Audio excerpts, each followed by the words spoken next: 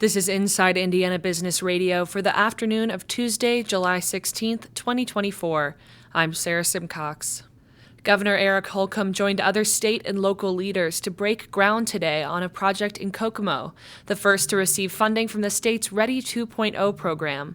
The funding will support the two-phase, $32.8 million expansion of University Park at Indiana University Kokomo.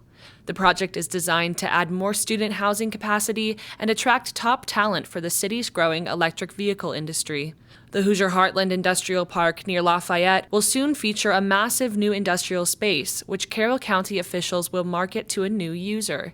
The $5 million shell building will be built to accommodate a variety of industrial uses. This is really born out of market demand that we're getting asked, and it's kind of been lifted up by all the OEM investment that's happening in our region. Carroll County Economic Development Corporation CEO Jake Adams said the project will take about 9 months to complete.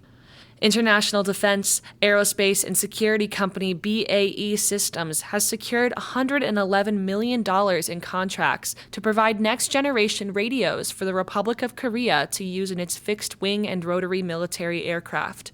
The company said it will produce the radios at its facility in Fort Wayne. From the number one source for Indiana business news, this is Inside Indiana Business Radio.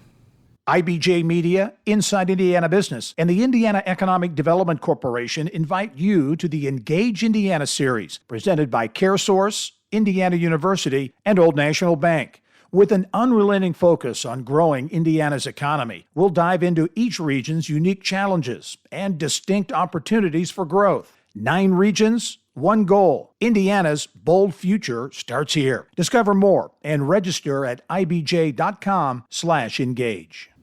Just in time for the dog days of summer, Evansville's first mobile dog gym has launched, offering climate-controlled exercise for canines. The running lab is owned by Tyler and Alexis Neer and housed in an air-conditioned trailer. The couple came up with the business idea after seeing mobile dog gyms in other parts of the country on Instagram and then searching for a local facility for their dog.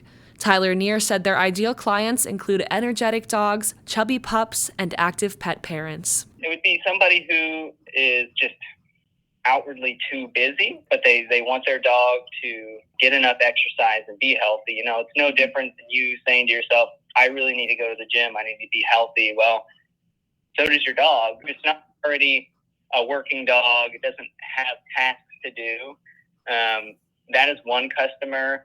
Another customer would be, someone whose dog is just a little overweight, and we can get them on there and just get them walking a little bit. And then just, people who want their dog to be able to get all the exercise they need all year round. While there are no breed restrictions, Neer said they can only take dogs up to 90 pounds, though they hope to upgrade their equipment to accommodate larger dogs in the future. The Indiana Dunes National Park has announced that the Muskegon will be dedicated as Indiana's second official shipwreck nature preserve. A dedication ceremony will take place on Thursday, where scientists from Indiana University's Center for Underwater Science, along with Indiana Department of Natural Resources and National Park Service staff, will install a mooring buoy at the site, place a bronze commemorative plaque, and collect high-quality underwater photos and footage of the wreck. The National Park Service hopes that the dedication of the Muskegon wreckage as a nature preserve will raise awareness about the importance of shipwrecks as a scientific, recreational, and cultural resource. Wabash County is one of 4 finalists in the state's Stellar Pathways program. The city of Wabash was named a stellar community in 2014, and Grow Wabash County CEO Tennille Zartman says the county wants to build on that win to address one of the region's greatest threats, population decline. The planning process for our first ever countywide comprehensive plan started in 2019. It got adopted a couple years ago. That identified a lot of really great projects that we think will be pivotal in helping us grow our population. And so I think being a stellar winner will give us the resources and the credibility to continue to move that forward so we can no longer say we're in decline, but that we're actually on that upward growth momentum. So I think that's the main reason that being named a stellar winner will be transformational for the county. 2 regions will be named stellar winners in January, sharing in $13 million in funding for community development projects. I'm Sarah Simcox for Inside Indiana Business Radio, on demand.